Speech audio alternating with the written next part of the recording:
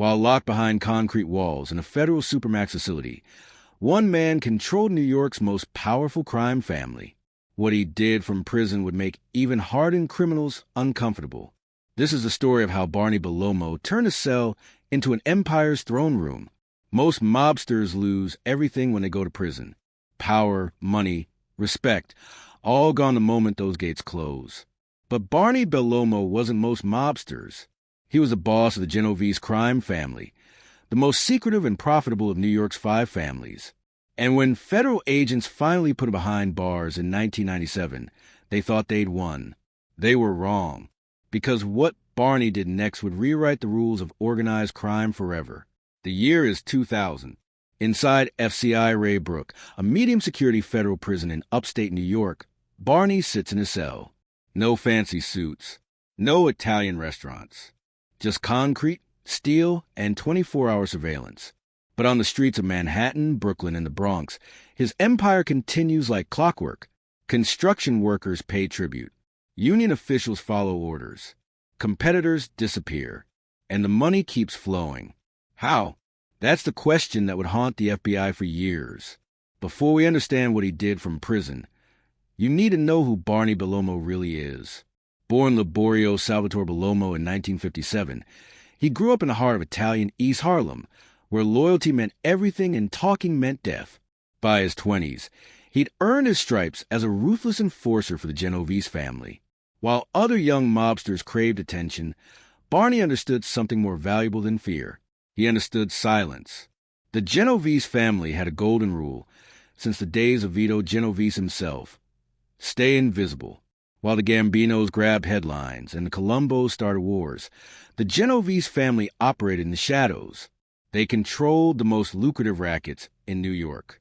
Labor unions, construction, the waterfront, garbage collection. But nobody knew their names. And that's exactly how they wanted it.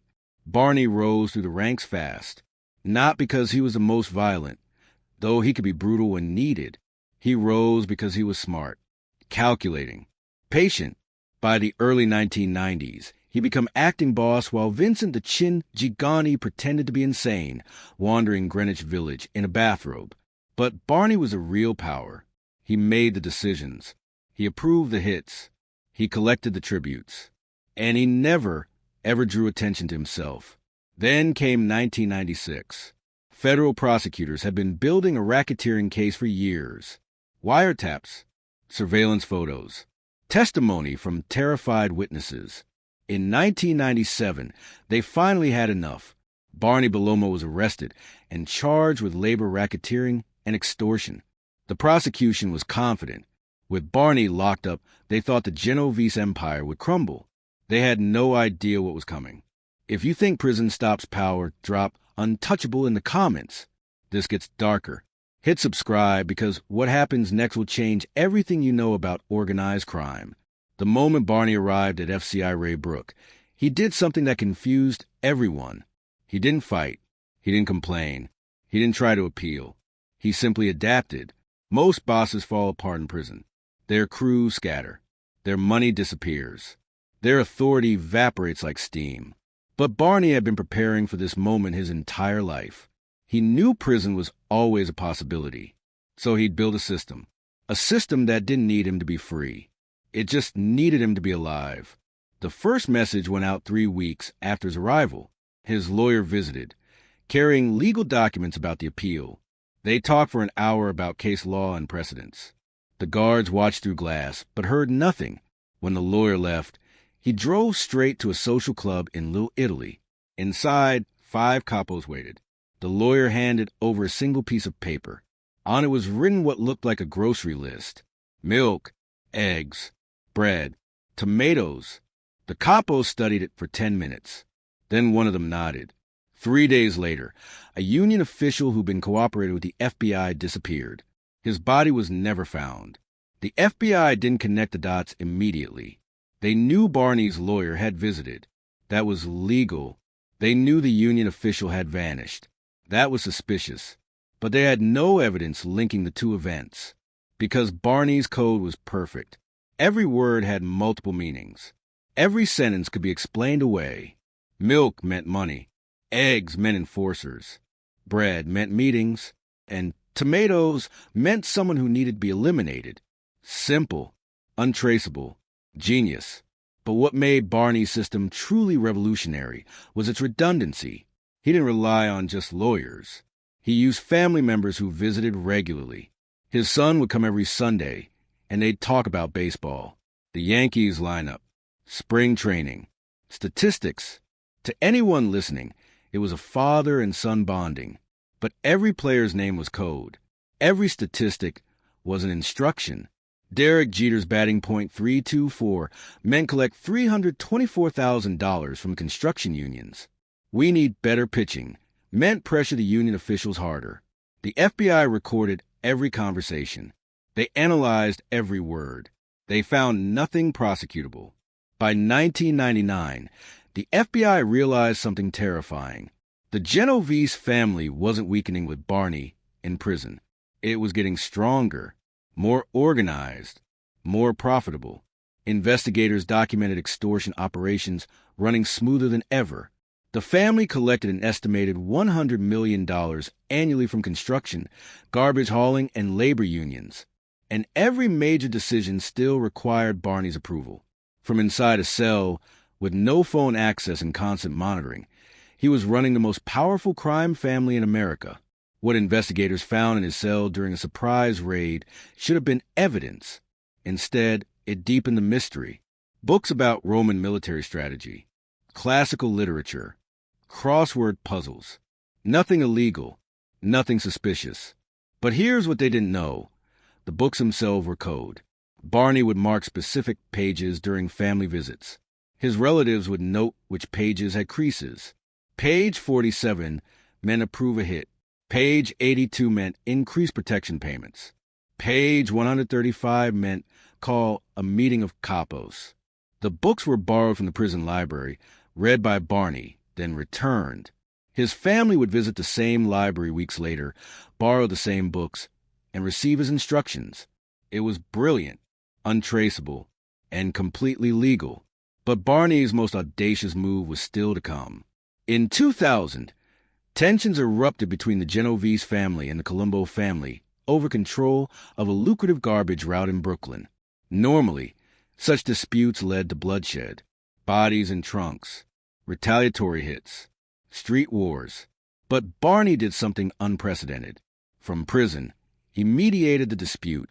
He sent messages to both families proposing a split. The Genovese would control Manhattan and the Bronx routes. The Colombos would take Brooklyn and Queens. Both families would pay a percentage to a shared fund controlled by Barney Bellomo. Somehow, from a prison cell, he'd appointed himself the commission of one, and both families agreed. This sounds impossible, right? Comment what you think the FBI found. Subscribe because the best part is coming. The FBI's Operation Shadow Boss launched in 2000 with one goal: understand how Barney was doing it. They placed undercover agents in the prison. They bribed guards for information. They analyzed thousands of hours of recorded visits. They followed every person who came within 50 feet of him. The operation cost millions of dollars and involved over 50 agents. And after 18 months, they learned the most disturbing truth of all. Barney wasn't just running the Genovese family from prison. He was consolidating power across all 5 families. Here's how deep it went. When the acting boss of the Bonanno family was released from prison in 2001, his first stop wasn't his home. It wasn't his crew's social club. It was FCI Raybrook. He visited Barney under the guise of being a distant relative. They spent 2 hours together. 1 week later, the Bonanno family restructured its entire operation, adopting methods eerily similar to the Genovese model. Coincidence? The FBI didn't think so.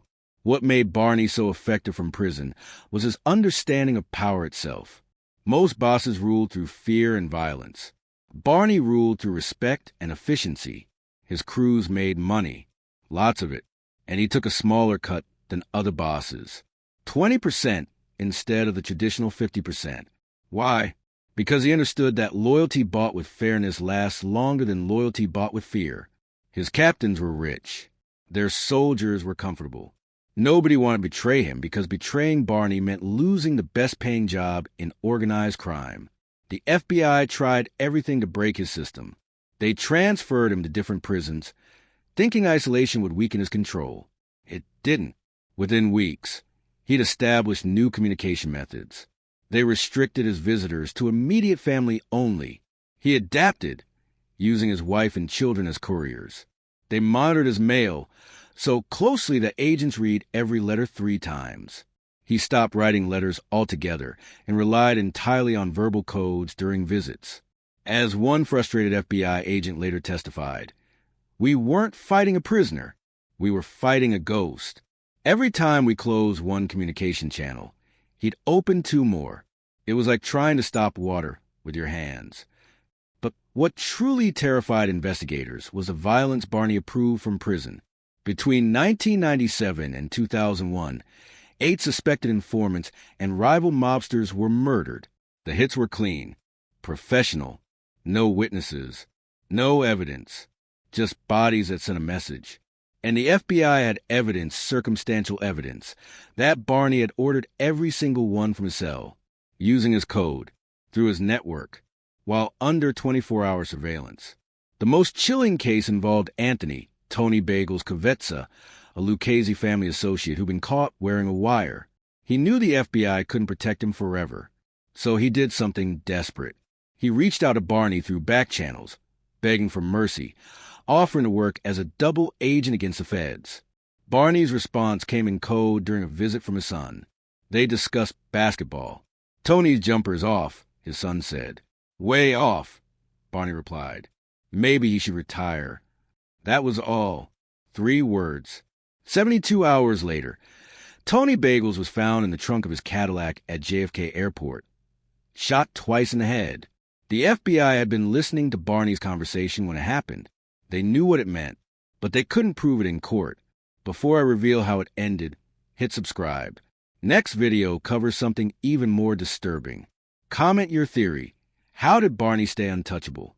By 2001, federal prosecutors had seen enough. They couldn't stop Barney from running his empire, but they could keep him locked up longer. Using the RICO Act, they built a new case. This time, the charges were more serious. Murder conspiracy, continuing criminal enterprise, labor racketeering on a massive scale. The evidence was stronger. They had testimony from Frankie Fist Fapiano, a former Genovese captain who'd finally flipped after his son was arrested on drug charges. Frankie's testimony was devastating. He detailed Barney's entire system, the codes, the methods, the murders. He explained how Barney had ordered the hit on Tony Bagels and 7 others.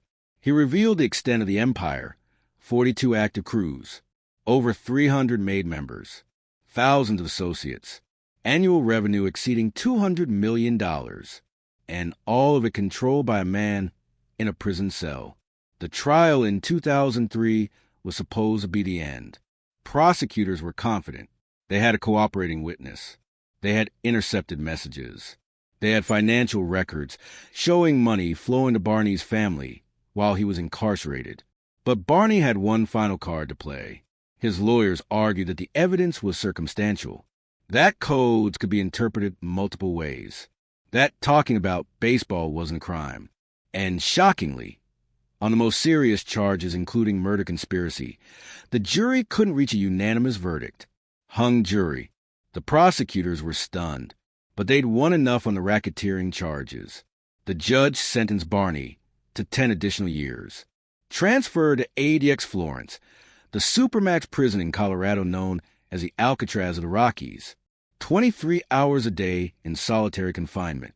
No contact visits. All communication monitored by teams of FBI agents. Surely, this would be the end of Barney Bellomo's reign. It wasn't. Even in the most secure prison in America, Barney found ways to communicate. His methods became even more sophisticated. He used coded references in letters that appeared to be about family matters. Aunt Marie's health is improving. Men approved the expansion into Atlantic City. Uncle Tony's car needs repairs meant increased pressure on union officials. The FBI analyzed every letter with cryptographers and organized crime specialists. They understood what he was doing. But understanding isn't proving in a court of law. The Genovese family continued operations flawlessly. Investigators documented business as usual. The money machine kept churning. New members were inducted. New rackets were developed. And every significant decision still bore the hallmarks of Barney's strategic thinking. Conservative, calculated, profitable. One FBI agent who tracked him for 15 years told a reporter, "Barney Bellomo is the most intelligent criminal I've ever investigated. He's also the most dangerous, because he proved something we all feared, that the American prison system can't contain organized crime. It can only relocate it." In 2008, after serving his sentence, Barney Bellomo walked out of prison at age 51. He returned to his home in Pelham, New York, a quiet suburb where neighbors knew him as a retired businessman. Friendly, quiet. He drove a modest Buick. He attended his grandchildren's school events. To anyone watching, he was just another old man enjoying retirement. But the FBI knew better. Within months, they documented him meeting with high-ranking members of all 5 families. Not at restaurants or social clubs where they could be surveilled. At parks, golf courses, church services, funerals, places where gatherings seemed natural. And the Genovese family's operations showed immediate improvements. More sophisticated money laundering, better compartmentalization, tighter security protocols. Barney was back. In 2013, the FBI identified Barney Bellomo as the active boss of the Genovese crime family. Despite his age, despite his previous convictions, despite constant surveillance, he reclaimed his throne, and he's never left it since. Here's where it gets truly disturbing. In 2016, prosecutors tried to use his 2003 conviction to violate his parole, arguing he was consorting with known criminals. Barney's lawyers argued he was attending family functions and community events. The judge sided with Barney. Insufficient evidence. By 2018, frustrated FBI agents watched as he essentially operated in plain sight, having breakfast at diners with men who ran construction unions, playing bocce ball with captains from 3 different families, always in public, always surrounded by witnesses, always careful. The violence has decreased under his leadership, which makes prosecution even harder. Barney learned from the old boss's mistakes. Dead bodies attract attention. Disappearances create mysteries. But quiet extortion, political corruption, union manipulation, those crimes are harder to prove and easier to disguise as legitimate business. The Genovese family under Barney's leadership became less like a traditional mob and more like a shadow corporation. Today, at 77 years old, Barney Bellomo remains a ghost. The FBI has a dedicated task force monitoring him. They know he's active. They know he gives orders. They know the Genovese family generates hundreds of millions annually. But they can't prove he's directly involved. His children run legitimate businesses. His grandchildren attend college. His wife volunteers at local charities. And Barney? He just plays golf and attends family dinners. But here's what keeps investigators awake at night. If Barney could run an empire from supermax isolation, what's he doing now with complete freedom? How deep does his influence really go? How many politicians, judges, and law enforcement officials are on his payroll? Nobody knows. Not for certain. And that's exactly how Barney wants it. The most terrifying part isn't what Barney did from prison. It's what he proved could be done. After him, other mob bosses studied his methods. They built redundant systems. They developed unbreakable codes. They turned prison time into strategic planning sessions. Barney Bellomo didn't just survive prison, he weaponized it. He transformed the American justice system's greatest tool into his greatest advantage. So here's the haunting truth. Prison didn't stop Barney Bellomo. It gave him time to perfect the system. And while you watch this video, he's somewhere in New York, living freely, pulling strings that connect to more people and more money than we'll ever fully understand. The question isn't whether he's still active. It's whether we'll ever truly know the extent of what he did and what he's still doing. Drop your theory. Is Barney Bellomo still running the Genovese family in 2025? Comment boss if you think he'll never stop. Subscribe because next video covers an even more disturbing prison story. Next up, the mobster who turned Supermax into his personal boardroom. You won't believe the empire he built. If this story made you realize that power has no walls, subscribe. We're just getting started with stories that will change how you see organized crime forever.